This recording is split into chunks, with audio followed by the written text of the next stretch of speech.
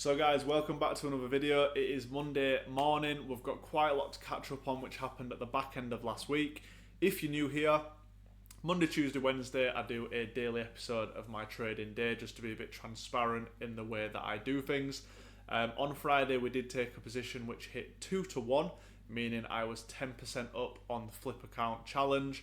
Again, if you're new here, I've got a £500 flip account going alongside my live and fundeds, where I'm risking 5 to 10% a position, and in this kind of series we're going to see how much we can grow it and do that. So we'll break that down in a moment. What I want to quickly do is just show you how I prepare for the week. So if I come to the charts like I have on a Monday now, I am basically looking at what fundamentals do I have for the week where I am going to avoid the market. Quick tip here: if you have a setup which revolves around key levels, trend lines, anything technical, even price action, when it comes to the news, it is the fundamental driver which is obviously moving price. Therefore, if you have a trend line, etc., it's not really going to work the same, so I just avoid the market. Mainly high impact US news, and then the currency pair that I'm trading, whether it's euro, pound, if there's anything for that, then obviously I do so. So Monday we are clear for news. Tuesday, tomorrow, we do have GDP and CPI for the euro in the morning. For that reason, come 10 o'clock, I will cancel any euro positions I have, but any pound positions I will still take. Wednesday is a clear day during my trading hours, bar 3 o'clock for PMI for the US dollar. So what will happen is once 3 o'clock hits, if I'm not in any trades, I'll be done for the day.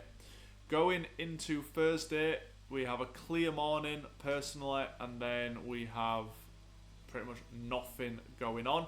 I forgot to say that for Wednesday night we actually have FOMC as well, but due to the fact I don't trade the market overnight, it doesn't affect me.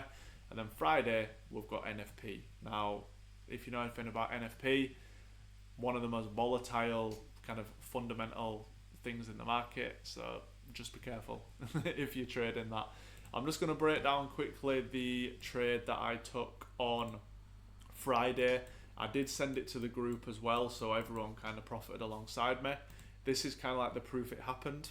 So this is the £500 account. As you can see, it is currently 9.85% up. It's a IC Markets real account, just for transparency. If we break down what happened, this is basically it.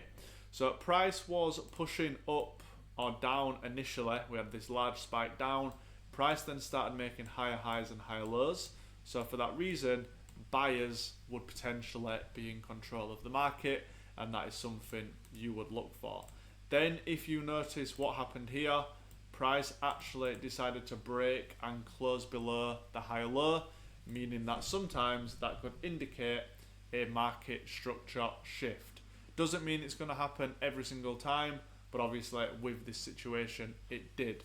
So what I then looked for is that I drew a Fibonacci on the downwards move within the market. This lined up the 78% retracement with this high here, which I would identify as a key level. Some of you will understand why, some of you won't.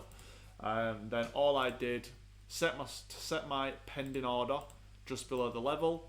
I had a 26 pip stop loss due to kind of the approach I have with my stop loss placement, and then I targeted a 2 to 1.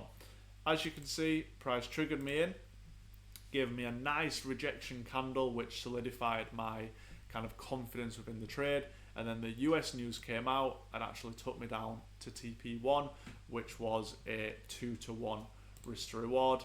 Then it would have taken me out break even, but I closed the full position at 2 to 1, meaning I got a nice, on my fundeds and my live, I got a nice 2% win. On my flip account, as you saw, 10%, so really good. If we now go onto the charts of what I'm looking at for today, this is the first position. As you can see, the position is on the chart. I've got a sell for 10% to make 20. On EA, break and retest of the low. As you can see, 61 fib, 164 round number. That is the position I am looking at today. Alongside that, you can also see this position here. I'll just get rid of the orders.